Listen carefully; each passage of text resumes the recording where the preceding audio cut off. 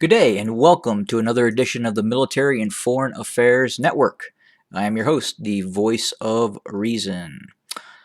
So, on today's update on the situation that is taking place inside of Ethiopia and the surrounding areas, such as the region of Tigray, the Sudan, and Eritrea.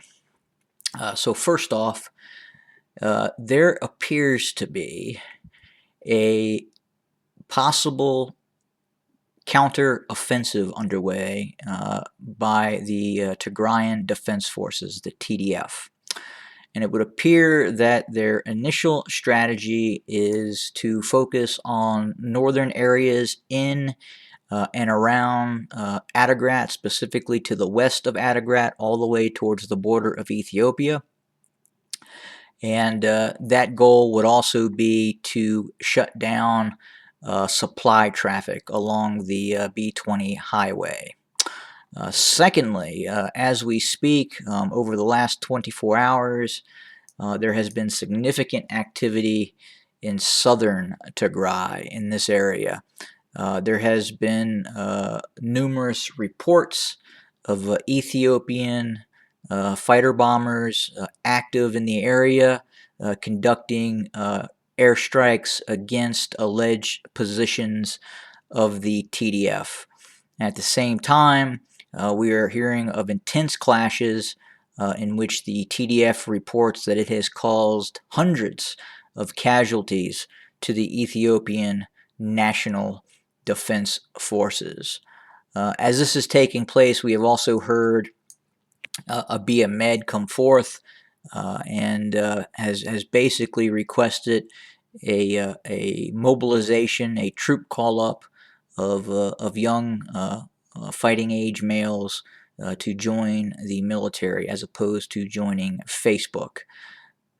And that could be a issue with a possible manpower shortage that could be occurring because of the current conflict and lack of desire for Ethiopians to join the military and get involved in said conflict.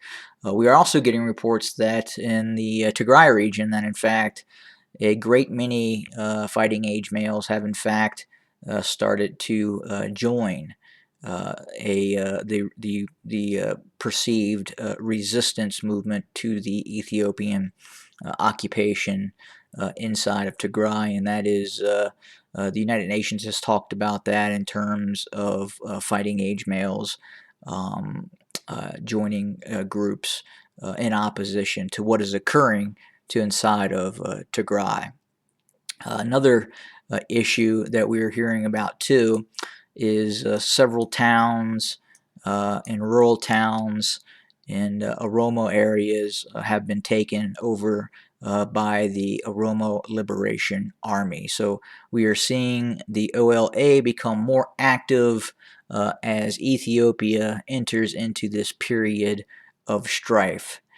And then finally, we are hearing reports of a Sudanese military buildup opposite to the Grand Renaissance Dam.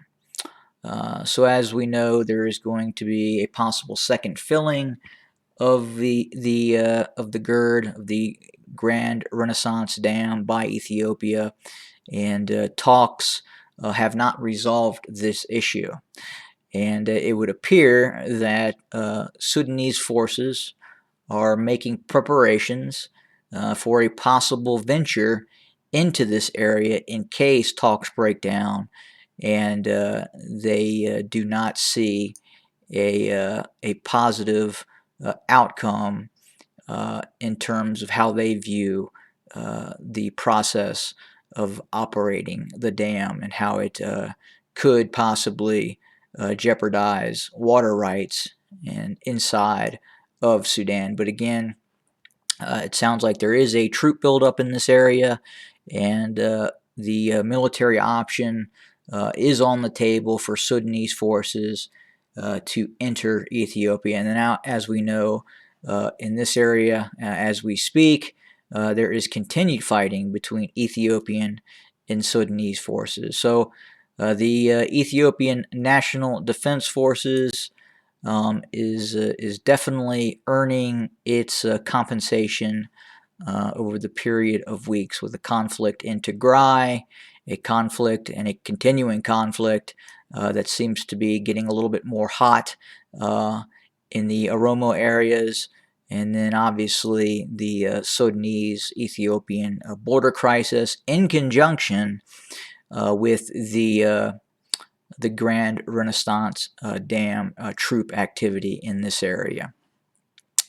And then finally, again, I just want to circle back up to the Tigray region.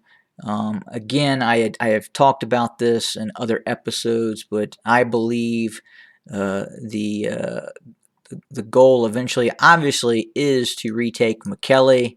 And in order to retake Mekelle, I do believe that the TDF is going to have to cut off the ability of the Ethiopian military to supply itself in this area. Obviously, the Northern Command is here, and there are a great many Ethiopian and quite possibly now Eritrean troops inside of Mekelle, and cutting off this main highway leading up to Mekelle, and then forcing the Ethiopian military to rely strictly on air supply to this main air base here inside of the environs of Mekelle.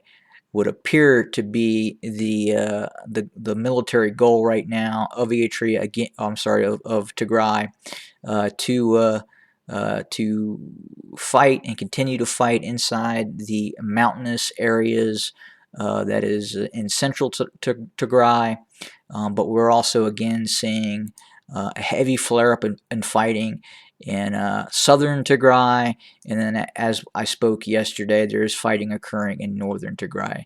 It sounds like basically the whole region is seeing a significant increase in fighting that is occurring. And I will update as updates become available.